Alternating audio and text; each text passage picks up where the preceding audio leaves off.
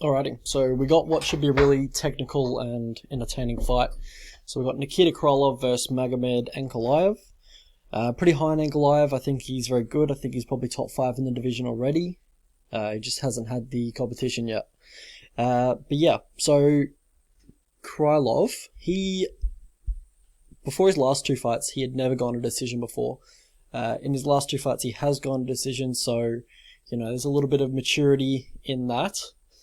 Where, it was a bit wild before, but now he's kind of putting together game plans and executing them, which is good. And he comes in with a 2.5-inch reach advantage, and we'll break down the strike into these two. For Krylov, he has very nice kicks, very nice kick to the body. He has good movement. He'll move all around the octagon. When you can prepare for his kicks because, he has to stop his movement for the kicks. So he's, moving, stops, then throws his kicks. So when he stops, you can kind of brace yourself for the kicks, or you can prepare yourself for a counter. But generally, he's trying to walk you onto those kicks, so he's going to try and get a bit ahead of you in his movement. So you walk onto his teeps, his kicks, his teep to the body, or a front kick to the head, or even just a body kick. And he mixes in his kicks very well with his combinations. Also, he sets up his main power kicks very well. So he'll set up his head kick very well, use a jab, set it up, use an inside leg kick to set it up. Whereas Ankalaev, he likes to use his hands a little bit more. He's got pretty nice boxing. He's started putting together combinations a bit more with his hands in recent fights, as in the Krylov fight. But yeah, he's competent in both stance. He can switch freely. He's got good movement as well. He's got good reflexes. He's a very athletic guy. That kind of saves him from his defensive flaws, in my opinion, because he will back up in a straight line with his chin in the air at times if his opponent does like bum rush him. Also, just generally having his hands low, but he's got such good head movement, good footwork, and just really good reflexes that it kind of saves him from getting his clock cleaned. Also, yeah, he's got good offense in the clinch. He's got nice knees to the body in the clinch. For Nikita Krylov, he can leave his hands low off the clinch break, and he generally doesn't look for any offense. He looks to just evade the clinch pretty much. So it's something, Ankalaev could look for in this one. Also on the ground, I believe it's a very interesting fight. I probably lean Ankalaev on the mat, especially if he's in top position, which he likely will be in this one because I think he has the wrestling advantage. But yeah, he has strong hips, good balance when he's defending takedown of his opponent. But also, when he wants to go on the wrestling offensive, he has a nice double leg against the fence. He'll push you against the fence, pretty much sweep your legs from underneath you, put you on your ass. And then once he's got you on the mat, he'll just sit in half guard. He won't pressure, he won't, push anything. He won't try to rush anything. He'll sit in half guard and land some good ground and pound. For Nikita Krylov, he's a little more aggressive on the mat. He's got an aggressive style. It kind of leads to opponents advancing to dominant position on him at times. So he'll go for like triangles and stuff, get stacked and passed. So yeah, that can burn him at times, but also he's kind of made a career off it because he's got so many submissions and he's got so many finishes on his record. But yeah, he's definitely submission over position. But yeah, generally his fights do involve a lot of grappling, so I wouldn't expect this one to be any different. He's got some good offensive grappling. He'll take the back whenever his opponent offers it, get the body triangle, and then look for some back control, and then look for that rear naked choke. But then again, yeah, he can get a little high and then get shaken off the back, which is just due to his aggressive grappling style.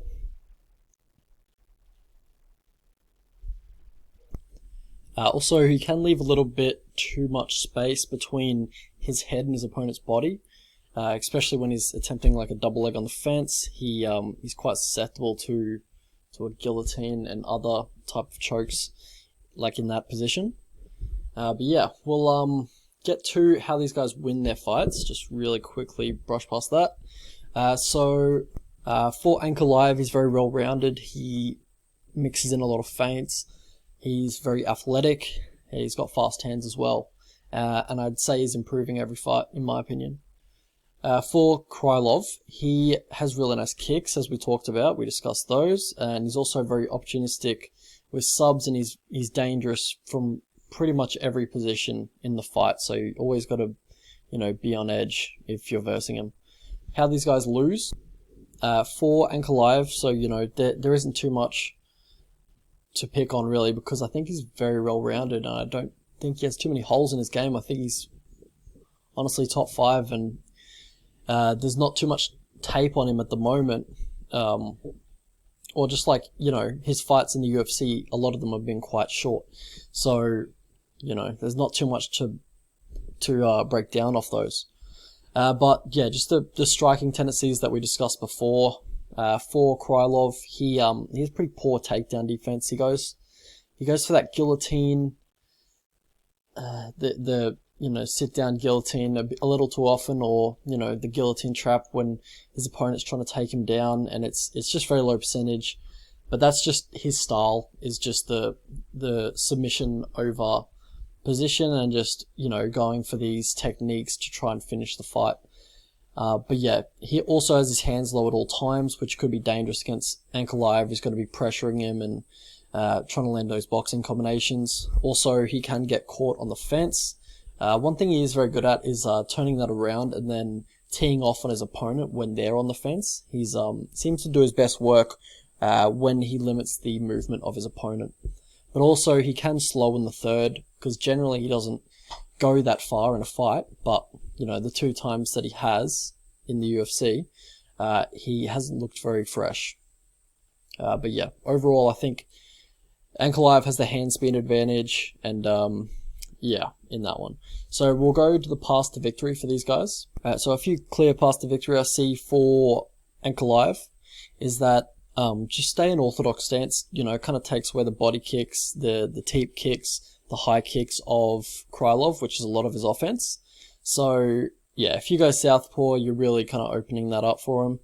And yeah, just feint him to the fence, then land combos, because he's, his movement's very limited on the fence. That's where he's got caught in previous fights. And just look to keep it on the feet. There's no real reason to take him to the ground. I believe you are the better striker. If you're not having too much success on the feet, then by all means try and take him to the ground. But I believe you won't need to do that. So for Nikita Krylov, he probably should mix in the grappling a little bit, try and wear on the gas tank of Ankalaev, try to test that out. But I don't think his gas tank's going to be too compromised in this fight. But yeah, try to attain dominant position, look for submissions, follow that head kick and the body kick up with a 2, because when Ankalaev will pretty much just step back out of range, he'll immediately come back. That's just generally what he does. And then when he's doing that, follow with the straight right. Alright, so how I see this one going, should be a really entertaining fight. I'm really high on Ankalaev. I think, yeah, he's top 5, honestly.